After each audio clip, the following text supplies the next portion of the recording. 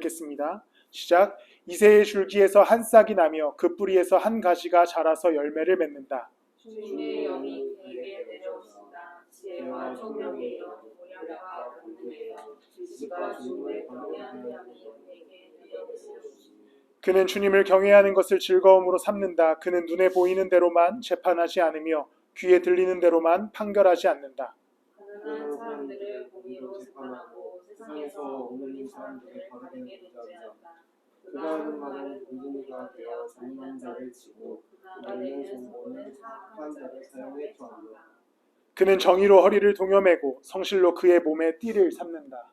그는 이리가 어린 양과 함께 살며 그분이 새끼 염소와 함께 누우며 송아지와 새끼 조교와 살진 짐승이 함께 뿔을 뜯고 어린아이가 그것들을 근고하다. 암소와 곰이 서로 벗이 되며 그것들의 새끼가 함께 눕고 사자가 소처럼 풀을 먹는다. 젊은 아이가 숫자에 부모님 곁에서 장난하고 젖된 아이가 산소에 손을 넣는다. 함께 읽겠습니다. 나의 거룩한 산 모든 곳에서 서로 해치거나 파괴하는 일이 없다. 물이 바다를 채우듯 주님을 아는 지식이 땅에 가득하기 때문이다. 아멘. 오늘부터 대림절입니다. 대림절은 아까도 얘기했지만 24일간 예수 그리스도의 오심을 묵상하는 시간이고 마지막 25일날 크리스마스를 맞이하면서 예수님의 오심을 함께 예배하고 찬양하는 시간입니다. 그래서 서양 문화권에서는 그 대림절 달력, 아드벤트 캘린더라고 해서 하루에 하나씩 초콜릿을 먹는다든지, 그래서 이제 저희 아이들은 하루에 하나씩 말씀 카드를 이렇게 쓰는 거 하고 있고요. 또 어른들은 제가 그래서 뭘 할까 하다가 카카오톡으로 그걸 하나 만들어서 보내주면 되겠다. 그래서 24일간 함께 묵상하고 있습니다. 대림절은 성경에 나오는 절기는 아니지만 우리가 예수 그리스도의 오심을 묵상할 수 있는 아주 좋은 시간입니다. 그래서 한 주에 초를 하나씩 켜서 마지막에 4개를 완성해서 예수님의 오심을 또 기념하는 그런 시간을 갖습니다. 올해 대림절은 어떤 말씀을 가지고 우리가 함께 예수 그리스도에 관해서 나누어 볼까 하다가 기도하는 가운데 이사야 말씀을 좀 나눠야겠다. 이사야서는 구약의 성경입니다. 사실 예수님에 대한 직접적인 이야기, 예수님의 탄생에 관한 이야기가 직접적으로 등장하진 않지만 이사야서는 예수님에 관한 예언이 많이 나오는 성경입니다. 특별히 신약 성경 속에서 구약을 인용할 때 가장 많이 인용되는 성경이 이사야서기도 하고, 그리고 그 안에서 그리스도에 관한 메시지를 예수님께서 직접 이야기하시기도 합니다. 누가복음에 보면 예수님께서 회당에 들어가셔서 두루마기를 하나 펼치시죠. 그때 읽으시는 말씀이 이사야서 말씀을 예수님께서도 읽으시죠. 그렇기 때문에 이사야서의 오심에 관해서 이야기할 때 우리가 그리스도의 오심을 이사야서를 통해 보면 좋겠다. 그래서 기도하면서 말씀을 나누고자 합니다. 이사야서를 좀 잠시 소개해드리겠습니다. 이사야서는 재밌게도 66장으로 이루어져 있습니다. 왜 재밌냐면 성경이 총 66권이죠. 근데 그것도 재밌게도 1장부터 39장까지 구약이 몇 권이죠? 39권이죠. 구약의 꼭 수만큼 39장까지는 죄의 문제, 심판, 그리고 너희들이 곧 당할 포로 생활에 관해서 다루고요. 뒤에 27장, 꼭 신약에 관한 이야기 같은 40장에서 66장은 회복하실 하나님, 평화, 메시아의 임재에 관해서 다룹니다. 그래서 이런 이사야서의 말씀을 보면서 우리가 그 안에 기록된 메시아에 관한 이야기, 그리스도에 관한 이야기를 함께 나눠보고자 합니다. 오늘 본문을 시작하면서 11장에 이 말씀으로 시작합니다. 이새의 줄기에서 한 싹이 나며 그 뿌리에서 한 가지가 자라서 열매를 맺는다. 이새가 누군지 아십니까? 네, 다 아시지만 답하기 부끄러우신 줄 알고, 이새가 다윗의 아버지죠. 예수 그리스도께서 성경에 기록되기를 족보상 다윗의 자손입니다. 그래서 이새의 줄기에서 한 싹이 났다. 즉 미래에 그 다윗의 자손 중에 한 왕이 나와서 이 땅에 평화를 가져다 줄 것이다 라고 하는 예언의 시작이 이사야 11장 1절입니다. 그리스도께서 이 땅 가운데 오심으로 어떠한 평화의 나라를 만드실 것인가, 그리고 어떠한 나라의 통치 질서를 확립하실 것인가에 대해서 이야기하는 본문이 우리가 오늘 함께 볼 이사야서 11장이지. 이 새로운 나라의 모습, 그리스도가 통치하는 세계는 우리가 알고 듣고 보고 있는 나라와는 다른 방식의 질서입니다. 오늘 우리가 하나님께서 다스리시는 그리스도께서 다스리시는 그 평화의 나라에 관해서 함께 나눠보고자 합니다. 먼저 예수님께서 이 땅 가운데 오셔서 우리에게 허락하신 은혜는 우리에게 새로운 기준을 제시하신다는 겁니다. 오늘 본문 3절과 4절 말씀을 우리 한 목소리로 함께 읽도록 하겠습니다. 여기 논죄한다까지만 읽겠습니다. 시작. 그는 주님을 경외하는 것을 즐거움으로 삼는다. 그는 눈에 보이는 대로만 재판하지 않으며 귀에 들리는 대로만 판결하지 않는다.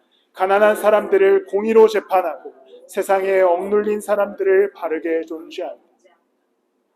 이제 그가 이 땅 가운데 오면 그 이새의 뿌리에서 나오는 한 왕이 이 땅을 다스리기 시작하면 그는 눈에 보이는 대로만 재판하지 않고 귀에 들리는 대로만 판결하지 않고 가난한 사람들을 공의롭게 재판하고 억눌린 사람들을 바르게 논죄하겠다라고 얘기하는 장면입니다. 이전의 세상은 사람들로 하여금 보이는 대로 들리는 대로 판단하고 평가합니다. 이 사람이 갖고 있는 세상에서의 가치, 이 사람이 갖고 있는 어떤 재산, 이 사람의 평가 기준들을 두고 이 사람들을 계속해서 우리를 평가해 나가죠. 우리가 어릴 적에는 성적으로 평가당했을 것이고 가다 보면 학벌로 또 혹은 직업으로 또 갖고 있는 재산으로 뒤에 있는 배경과 환경으로 수많은 것들로 사람들을 눈에 보이고 귀에 들리는 대로 우리를 판단해 갑니다. 그런데 세상이 갖고 있는 그 판단은 우리에게 어느 날로부턴가 굉장히 큰 억압으로 다가오는 것이죠. 왜냐하면 내가 이 땅을 살아가는데 내 인생을 살아가는 가운데 계속해서 눈에 보이고 귀에 들리는 대로 세상이 우리를 판단하니까 그 기준에 못 미치는 나를 바라볼 때 엄청난 스트레스와 마음의 불안함과 두려움이 찾아오는 겁니다. 보통 뭐 이런 것들을 하지 않습니까? 어느 나이 때 어느 정도의 기준, 선을 두고 성공했는가 실패했는가를 판단하기도 하죠. 그런 거를 보면 우리는 그 기준 앞에서 눈에 보이고 귀에 들리는 대로 기준을 봤을 때 내가 그 기준에 한참 못 미친다는 것을 보면 그때 마음에 좌절감을 느끼는 거죠. 절망감을 느낍니다. 그러다 보니 세상의 기준에 늘 나를 빗대어 보고 그 기준과 판단에 의해서 나를 판단하고 그러면서 찾아오는 불안함과 낭망이 나의 삶을 지배할 때가 너무나 많습니다. 세상은 계속해서 기준을 만들어냅니다. 그것이 어릴 적부터 이 땅의 사회가 굴러가는 시스템의 방식인 것이죠. 어릴 때는 성적으로 보통 혹은 뭐 말을 잘 듣는가 못 듣는가로 판단하기도 하고 또 혹은 이제 좀 더 커가면 이 사람이 무엇을 세상에서 얻었는가, 얼만큼 부를 쌓았는가, 얼만큼 사회적인 명성을 얻었는가로 계속해서 우리를 판단합니다. 그 안에서 살아가는 사람들은 계속해서 뒤떨어지는 마음에 절망을 느끼기도 하고 불안함을 느끼기도 하고 극심한 스트레스를 받기도 합니다. 좀 더 그 기준에 내가 부합해야 할 텐데, 내가 그 기준을 뛰어넘어야 할 텐데, 내가 조금은 성공한 사람이 돼야 될 텐데라는 생각에 거기에 못 미치는 나로 인하여서 좌절감을 느끼는 것이죠. 그런데 그 정도면 다행이에요. 그거 눈에 보이고 귀에 들리는 것이기 때문입니다. 그런데 우리가 이 땅을 살아가는 가운데 더 안타까운 것은 내가 갖고 있는 가치보다 더 낮게 우리를 판단하는 경우들이 있다는 겁니다. 그 사회의 시스템 같은 것들이 그래요. 예를 들어 우리나라 같은 경우는 지역으로서 사람을 비난하기도 합니다. 뭐 경상도와 전라도를 구분하기도 하고요. 또 뭐 이제 어디서 어느 동네에서 태어났냐, 어느 동네에서 자라왔냐를 가지고 사람을 평가하기도 하죠. 갖고 있는 환경을 가지고 그 사람을 그냥 단순히 평가해버리는 경우도 있습니다. 아, 너가 거기 출신이구나. 거기에 모든 의미를 담아버리는 사회의 시스템이 생겨버렸습니다. 최근에는 갈등이 심해져서 나는 그냥 남자로 태어났을 뿐인데 그 남자를 비하하는 단어가 나에게 붙습니다. 그냥 여자로 태어났을 뿐인데 여자를 비하하는 단어가 우리 가운데 존재하기 시작했죠. 나는 그냥 태어났고 남자와 여자라는 성별을 가졌을 뿐인데 이 땅의 이 문화와 세상은 이상한 기준을 만들어서 비하의 용어를 집어넣습니다. 정치적으로, 지역적으로 혹은 경제적으로 수많은 비하의 발언들과 기준점을 만들어 놓고 사람을 깎아내리는 것이 이 땅에 눈에 보이고 귀에 들리는 대로 판단하는 사회입니다. 어느 아파트에 사는가가 중요한 세상이 됐어요. 그래서 안타깝지만 그 어떤 아파트에 사는 아이들을 향해서 무슨 거지다라고 부르기도 하죠. 그 아이들에게는 아무런 잘못이 없는데 세상이 만들어낸 기준이 그 아이들을 그 기준보다 못하다는 이유로 평가를 절하시키고 비난하고 그 아이들에게 억압과 굴레를 준다는 겁니다. 그런데 예수 그리스도께서는 이 땅 가운데 오셔서 새로운 통치 질서를 확립하시기를 원합니다. 그것이 무엇이냐면 오늘 본문에서 나오듯이 공의와 정의와 성실하심으로 내가 너희들을 평가하겠다. 예수 그리스도의 공의와 정의는 어떤 것입니까? 그 누구도 그 십자가를 믿는 자마다 구원을 얻게 되는 사랑의 은혜입니다. 예수님께서 많은 이들이 이 땅에서 보이고 들리는 대로 판단당하고 있었던 그들에게 찾아오셔서 우리를 구원하여 주셨고, 이제 내가 너네를 통치할 건데 내 통치 기준은 십자가다. 그 십자가는 사랑이고 그 사랑에는 아무런 허물이 없다. 우리 가운데 막힌 담이 허물어졌다. 그래서 내가 너를 사랑한다. 하나님의 자녀로 삼았다라고 하는 것이 예수 그리스도의 통치 질서입니다. 누구나 억눌렸으나, 누구나 기준에 못 미쳤으나, 누구나 세상 속을 살아가면서 극심한 불안함에 시달리고 있으나 예수 그리스도를 믿는 자마다 구원을 얻고 그 안에서 하나님의 자녀가 되는 권세를 얻게 되는 것이죠. 이것이 그리스도께서 우리 가운데 주신 평화의 나라입니다. 내가 세상을 살아가는 가운데 늘 불안에 시달리고 늘 미래에 대한 막막함 앞에 서고 어떻게 내가 살아가야 될지 모를 때에 예수 그리스도께서는 그런 나에게 찾아오셔서 공의와 정의 그리고 성실하심으로 우리를 판단하시고 함께 걸어가 주신다는 것이죠. 이 대림의 시기에 우리는 그런 그리스도와 함께 걸어가기를 소망합니다. 우리 가운데 오셔서 야, 너 지금 기준에 못 미쳐. 너 더 열심히 살아야 돼. 너 좀 더 노력해야 돼. 라고 하시는 분이 아니라 내가 십자가에 달렸어. 그러니까 너네 괜찮아. 내가 너네 구원했어. 너네 내 자녀야 라고 하시는 그 예수 그리스도의 은혜를 누리는 대림의 시기가 되셨으면 좋겠습니다. 연말이 되어서 2024년에 대한 불안함이 있으실 때에도 혹은 연말을 지나가면서 올 한 해에 대한 후회와 아쉬움이 있을지라도 이제 우리가 이 시기에 붙들어야 할 것은 이 땅에 오신 예수 그리스도를 묵상하고 그가 나에게 어떠한 의미인가를 깨닫고 그래서 예수님이 나에게 하시는 말씀과 나에게 제시하시는 인생의 길을 발견하고 그 길을 걸어가기 시작할 때에 우리는 눈에 보이고 귀에 들리는 대로 판단할 때에는 부족한 자이겠으나 이제 내 앞에 예수 그리스도가 나를 판단하기 시작하실 때 우리는 거룩한 자, 하나님의 자녀로 완전한 자로 이 인생을 살아갈 수 있게 되는 것입니다. 그 안에서 진정한 평화를 누리십시오. 평화라고 하는 것은 어떤 고통이 없는 세상이거나 질서가 막 이상적인 천국과 같은 곳에서 실현되는 그러한 것을 의미하지 않습니다.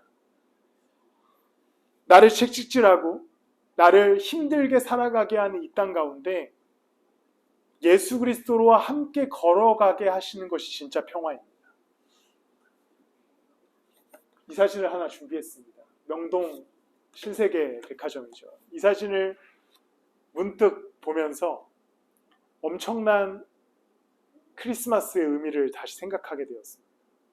크리스마스는 예수 그리스도께서 이 땅 가운데 오신 날을 기념하는 소위 절기죠.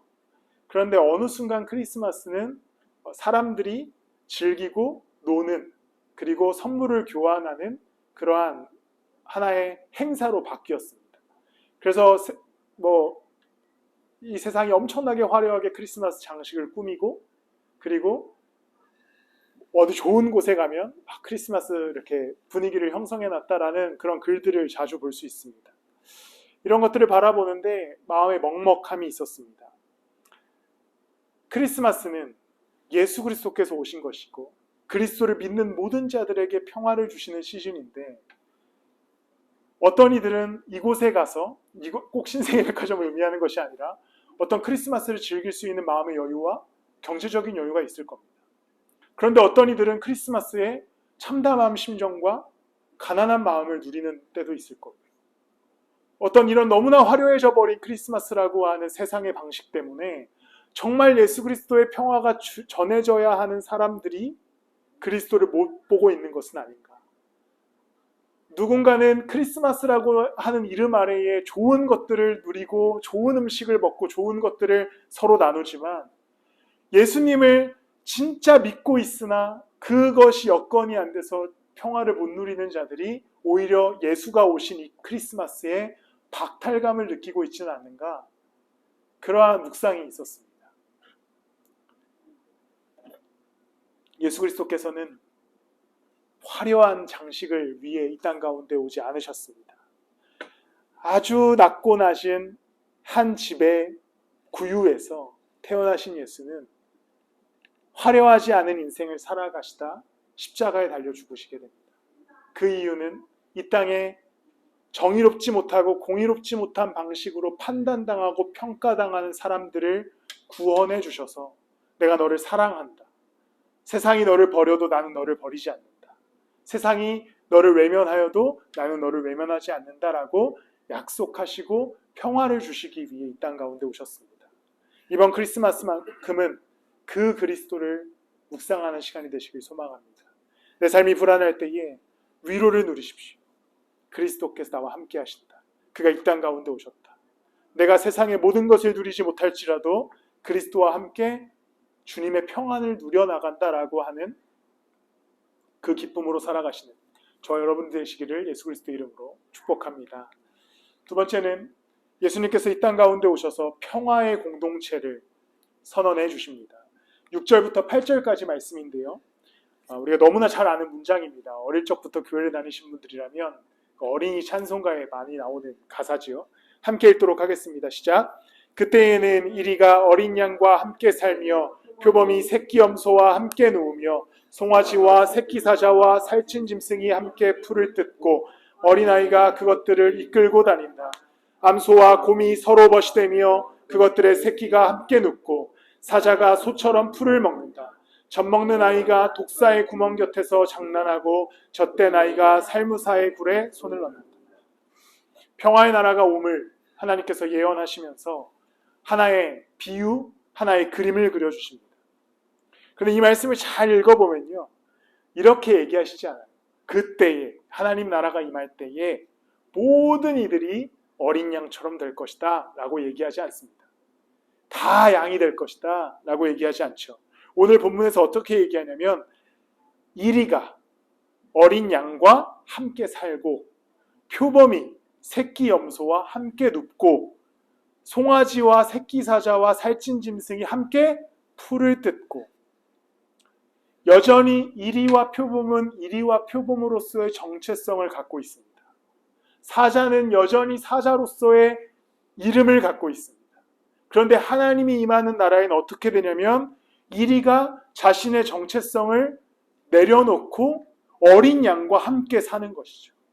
표범이 분명히 염소를 잡아먹을 수 있음에도 불구하고 잡아먹지 않고 새끼 염소와 함께 어울리는 겁니다. 암소와 곰이 서로 싸울 수 있음에도, 곰이 암소를 해칠 수 있음에도 불구하고 친구가 되기로 결정하는 것.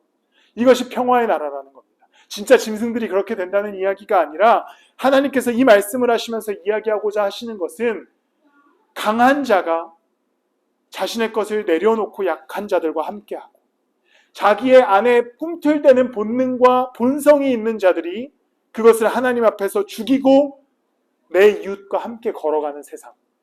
그것이 그리스도께서 우리 가운데 허락하신 평화의 공동체다라고 얘기하는 겁니다. 그리스도를 믿음으로 하나님의 자녀가 되었다면 나의 나됨을 완전히 내려놓고 이제 내 주변의 교회로서 세워진 이웃들과 그리고 하나님께서 허락하신 공동체와 함께 내가 육식을 할 수 있으나 초식하는 사람과 같이 되어서 초식하는 자들과 함께 걸어가는 사회, 교회, 그것이 하나님께서 허락하신 평화의 나라라는 것이죠. 그리스도께서 이 땅 가운데 오셔서 평화를 주시기로 허락하시는데 그것은 모두로 일률적으로 갑자기 다 머리통 딱 때려가지고 다 양이다 이렇게 하시는 것이 아니라 너가 비록 사자지만 너가 이제 예수를 믿었기 때문에 양처럼 살아가라 라고 하시는 게 평화입니다.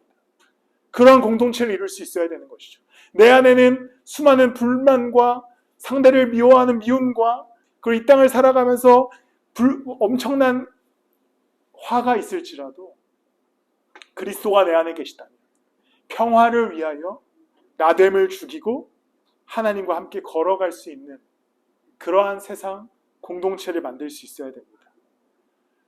곰이 암소와 벗이 되는 이유는 곰이 암소가 되어서가 아니라 곰이 암소와 놀기로 결정했을 때 가능해지는 겁니다. 내가 얘랑 놀아야겠다. 내가 얘를 해치지 말아야겠다. 그때 진짜 하나님이 원하시는 평화의 공동체가 되는 것이죠. 우리는 온유해져야 됩니다.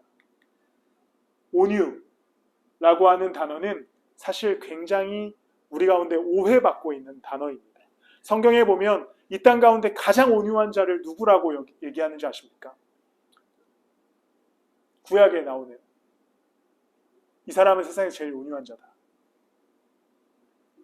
모세.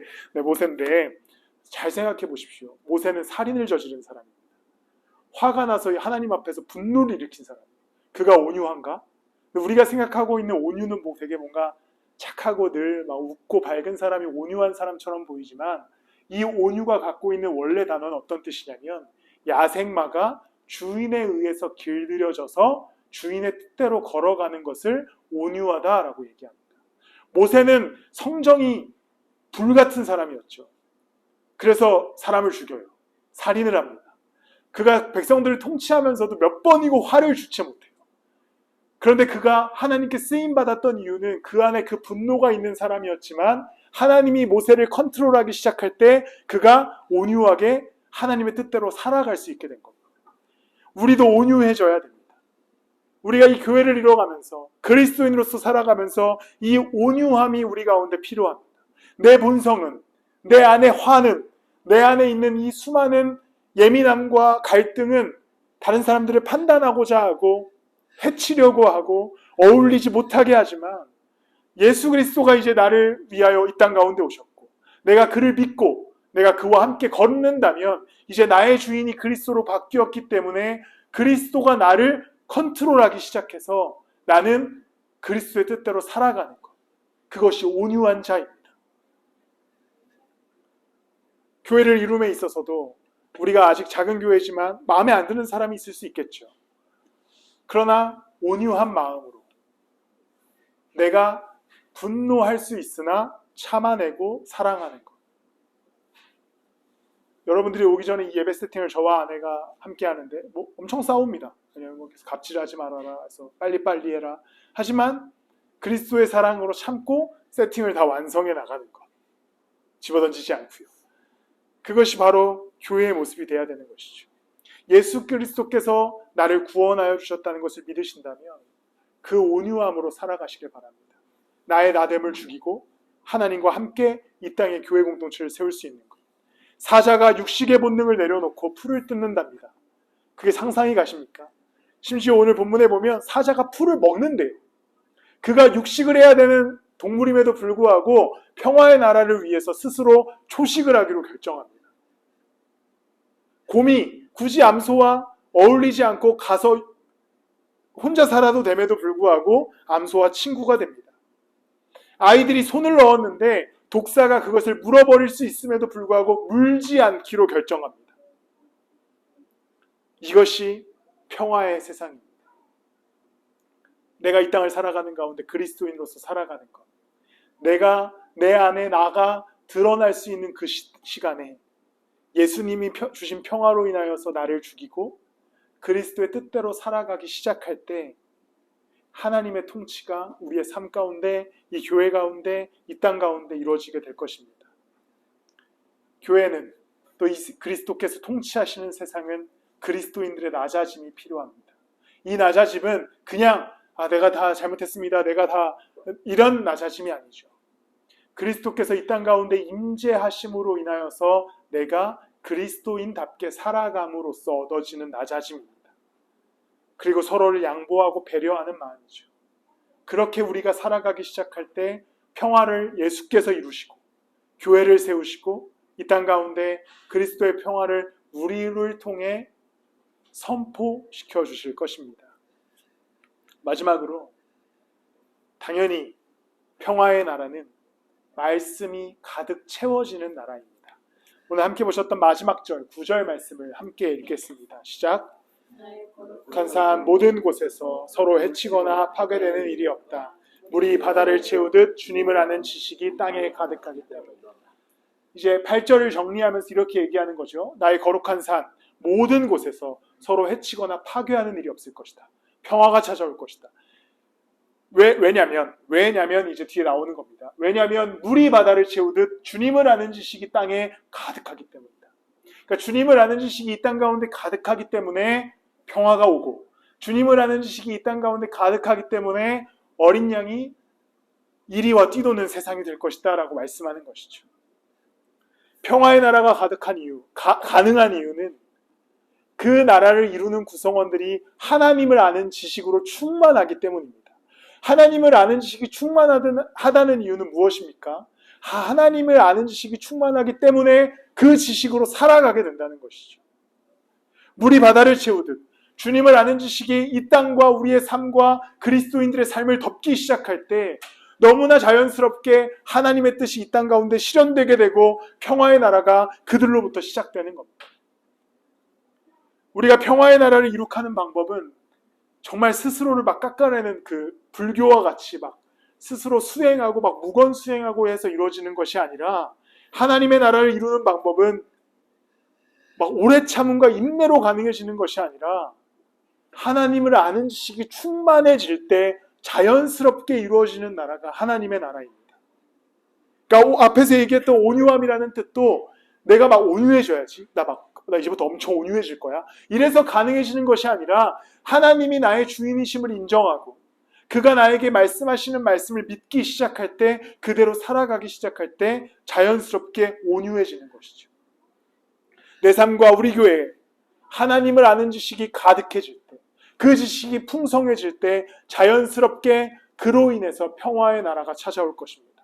내가 이 땅을 살아가는 가운데 평화롭지 못하고 늘 깨진 마음으로 살아가는데, 그 삶 가운데 하나님의 말씀이 충분히 임재하기 시작할 때, 충분히 나를 채우기 시작할 때 이 삶은 불안하고 깨진 것 같으나 나는 그 말씀 안에서 평안을 누릴 수 있는 겁니다.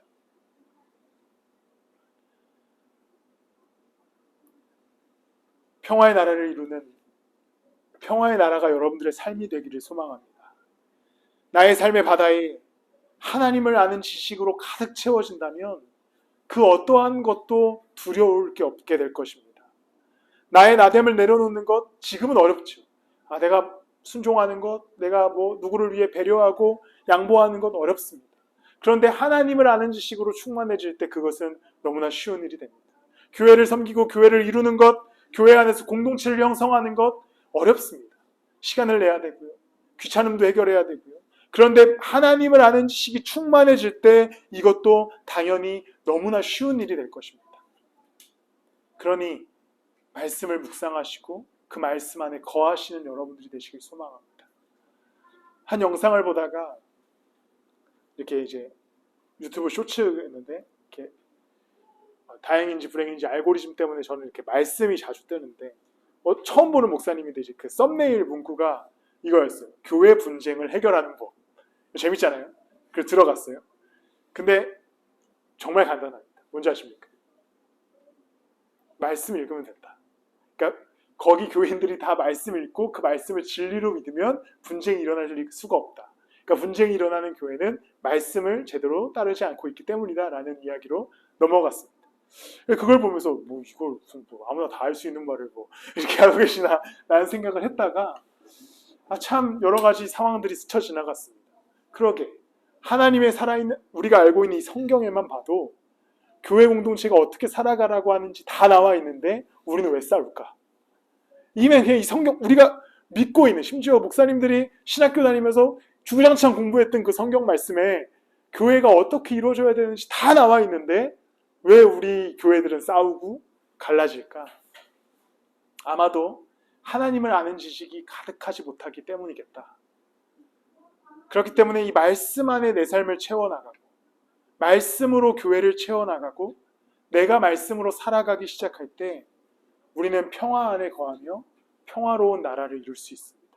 흔들리지 않는 반석에 세운 집이 될 수 있다는 사실을 기억하십시오. 반석 위에 지은 집과 흙 위에 지은 집의 차이를 잘 알고 계시죠. 반석 위에 지은 집은 튼튼하다. 거센 파도가 몰아쳐도 무너지지 않는다. 대신에 모래 위에 지은 집은 무너진다. 그런데 우리가 이 말씀을 항상 끝까지 읽지 않는 문제가 있습니다. 이 말씀의 끝에 반석 위에 집을 짓는 방법에 대해서 예수님께서 가르치시는데 뭐라고 가르치시는지 아십니까? 내 말씀을 듣고 행하는 자가 반석 위에 집을 짓는 자다. 근데 우리는 이 말씀을 딱 떼어놓고 싶어요. 그냥 예수님 때문에 내가 반석 위에 있기를 원합니다. 내가 오늘 하루도 반석 위에 있기를 원합니다라고 원하지만 예수님께서 진짜 말씀하시는 것은 너가 내 말을 듣고 행해야 반석 위에 집을 지을 수 있다. 이것은 우리의 삶도 마찬가지고 교회도 마찬가지입니다. 하나님의 말씀으로 채워지고 하나님의 말씀으로 살아가야만 우리의 삶은 흔들리지 않는 믿음으로 반석 위에 설 수 있고 이 교회도 흔들리지 않는 교회로 반석 위에 세워질 수 있습니다. 내 힘으로는 내 삶을 살아갈 수 없고 교회를 이룰 수 없기에 이제 하나님의 말씀을 의지해서 내 삶을 살아내고 교회를 이뤄나가는 우리 공동체가 되기를 소망합니다. 이 대림의 말씀, 대림의 기간, 말씀으로 채워지시기를 소망합니다. 하루에 한 장 누가복음 말씀을 통해서 혹은 혼자서 성경을 핌으로 아니면 매일 성경, 우리가 삶의 자리에서를 통해서 다양한 방법으로 하나님의 말씀을 꾸역꾸역이라도 넣어 보십시오. 그 말씀이 내 바다에 채워지기 시작할 때 우리는 그 평화의 나라를 맛보게 될 것입니다. 하나님이 왜 우리에게 말씀을 주셨겠습니까? 이거 다 외워라 라고 하시기 위해서 주신 게 아니죠. 이거 경전이다, 거룩히 여겨라 라고 하시기 위해 주신 것도 아닙니다. 제가 아직도 기억나는 게 어릴 적이 아니라 신학생이 되고 나서 약간 이제 좀 정신적으로 약간 각성했을 때 집에 부모님이 이제 오랫동안 신앙생활을 하시다 보니까 성경책이 엄청 많았어요. 근데 사실 아무도 안 보잖아요. 그래서 이거를 우리 부모님이 안 보셨다는 얘기가 아니라 이제 오래된 성경책을 안 보시잖아요. 그래서 제가 이거를 이제 폐지함에 버렸습니다. 근데 버릴 때 어머니가 기억나시는지 모르겠지만 불안해하셨어요. 이거 진짜 버려도 되니? 라고 물어보셨어요. 이거 종인데 뭐 버리면 뭐 어때? 그러려고 주신 게 아니잖아요. 이걸 거룩히 집에다 모셔놓고 성경책을 막 읽으라고 주셨잖아요. 읽고 행하고 그 말씀대로 살아가라고 말씀을 주셨습니다. 그럼 우리는 제발 성경책을 집안의 갑옷처럼 먼지 쌓이게 두지 마시고 펴서 읽으십시오. 그리고 그걸로 여러분들의 삶에 가득가득 채워나가시기를 소망합니다. 평화의 메시지를 주신 예수 그리스도의 말씀을 따라 살아가는 저와 여러분들 되시기를 예수 그리스도의 이름으로 축복합니다. 말씀을 마무리합니다. 예수님께서 이 땅 가운데 평화의 왕으로 오셨습니다. 예수님이 평화의 왕으로 오셨을 때 그것은 갑자기 온 세상에 천지개벽을 일으켜서 하나님 나 왕 이렇게 평화를 주시기 위해 오신 분이 아니라 혼란하고 복잡한 세상 가운데 그를 믿는 자로 하여금 내가 하나님의 자녀로 삼고 내가 너와 함께 있겠다라고 한 약속으로 평화를 주시기 위해 오셨습니다. 예수님께서 어린 아기의 모습으로 이 땅 가운데 출생하실 때 천사들이 나타나서 이렇게 선언하지요. 하늘에는 영광이요 땅에로는 평화로다. 그리스도의 오심 자체가 땅에는 평화가 되었습니다. 그 평화를 누리십시오. 세상이 줄 수 없는 평화, 세상이 주지 않는 평화를 그리스도 안에서 누리시기를 축복합니다. 교회 안에서 누리시기를 바랍니다. 하나님은 우리를 세상의 기준대로 판단치 않으시고 그리스도의 공의와 성실로 판단하실 겁니다. 그리고 나의 나됨을 내려놓게 하셔서 그렇지 못한 이들이 함께 한 몸을 이루게 하실 겁니다. 그리고 우리가 말씀을 읽고 묵상하고 따라가기 시작할 때에 그 하나님을 아는 지식이 내 안에 충만하여져서 그 누구도 위협할 수 없는 위로와 평안을 성경 가운데, 말씀 가운데 누리게 될 줄을 믿습니다. 그렇게 평안을 누리는 대림의 시기 되시기를 예수 그리스도의 이름으로 축복합니다. 우리 오늘도 함께 찬양할 텐데요. 넘기면 더 넘겨주시겠어요? 네, 주는 평화 함께 찬양하시면서